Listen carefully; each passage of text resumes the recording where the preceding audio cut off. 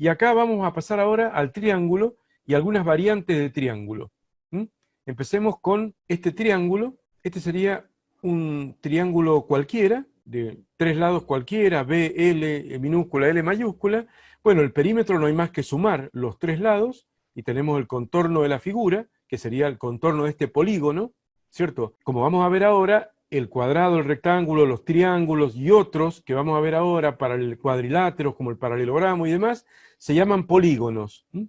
¿Por qué lo de polígono? Polígono viene del vocablo griego poli, que significa muchos, y gono, que significa ángulo. Entonces, polígono básicamente es una figura con muchos ángulos interiores y también con muchos lados. Y de paso con el mismo número de lados que de ángulos. En este caso el triángulo, eso también significa triángulo, que tiene 3 ángulos. Bueno, tiene 3 ángulos, pero también tiene 3 lados, y entonces el polígono siempre tiene una cantidad n de lados y la misma cantidad de ángulos interiores. Entonces volvamos a lo que decíamos recién, de este polígono o este triángulo. En la superficie es base por altura sobre 2. Así que ahí no nos podemos equivocar y no podemos considerar que base por altura es una superficie de un triángulo, sino que hay que hacer base por altura sobre 2.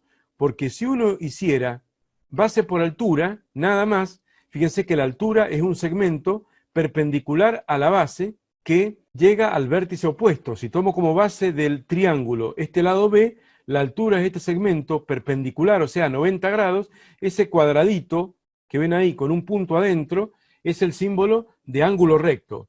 Entonces, la altura siempre es ortogonal o perpendicular, son sinónimos, ortogonal, perpendicular a la base y llega hasta el vértice opuesto de la base, que en este caso es este vértice superior.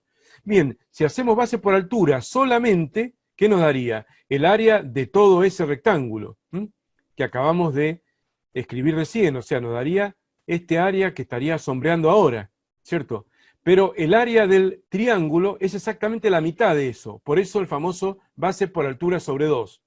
¿Por qué es la mitad? Y porque nos damos cuenta que, por ejemplo, en el caso de este triángulo, podemos considerar que, por ejemplo, si tomamos este producto, digamos, este rectángulo que estoy coloreando ahora, tiene 2 partes. Una mitad que está adentro del triángulo, que sería esta de acá, y la otra mitad que está afuera. Y lo mismo pasaría si sombreamos esta otra parte. Ahí también nos damos cuenta de que si hacemos eso, hay una mitad que está adentro y la otra mitad que está afuera. Estos 2 triangulitos son iguales, y estos 2 triangulitos son iguales, y por lo tanto se ve a simple vista que la base tiene que ser la mitad del producto de base por altura, o sea, base por altura sobre 2, y esa es la forma razonada de considerar el área de cualquier triángulo, base por altura sobre 2, aunque el triángulo sea isósceles, como en este caso, o aunque el triángulo sea rectángulo, la fórmula siempre es la misma, base por altura sobre 2 para el área de un triángulo. En el caso de un triángulo isósceles, tiene un lado desigual, 2 lados iguales o congruentes, que son estos 2, y un lado desigual. El perímetro entonces, si llamamos L a los lados congruentes o iguales, el perímetro es L más B, o lo que es lo mismo, 2 por L más B. Y la superficie siempre lo mismo, base por altura sobre 2, porque bueno, sería totalmente válido lo que explicamos recién. Si tomáramos un rectángulo que circunscriba al triángulo, que sería ese rectángulo que estoy sombreando ahora, su área, que es base por altura, sería el doble que el área del triángulo. O dicho de otra manera, el área del triángulo es la mitad de eso. Fenómeno. Ahora, en el caso del triángulo isósceles, también es bastante interesante observar que tiene 2 ángulos congruentes o iguales, que miden lo mismo, serían estos 2 ángulos que están acá, y un ángulo desigual. Esa es otra característica del triángulo isósceles bastante interesante. Bueno, vamos al triángulo rectángulo. El triángulo rectángulo tiene los 2 lados que forman el ángulo recto, que se llaman catetos. Cateto, cateto. La base, en ese caso, si tomo como base un cateto, la altura es el otro cateto. La hipotenusa siempre es el lado opuesto al ángulo recto. La hipotenusa siempre es el más largo de los 3 lados de un triángulo rectángulo. Y el perímetro no hay más que sumar los 3 lados, aunque en este caso la base y la altura son 2 lados, si lo tomo a la base como un cateto. Porque también podría, no lo quiero complicar, pero también podría tomar como base cualquiera de los lados. Si tomara como base este L, la altura caería por adentro del triángulo.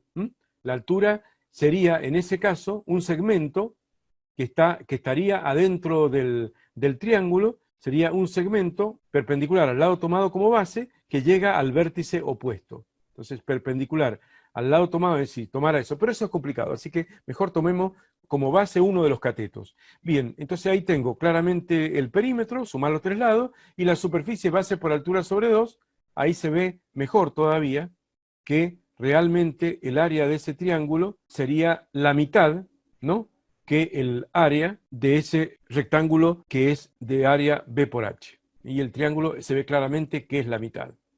Una mitad está dentro del triángulo, la otra mitad que igual está afuera. Eso en cuanto a los triángulos.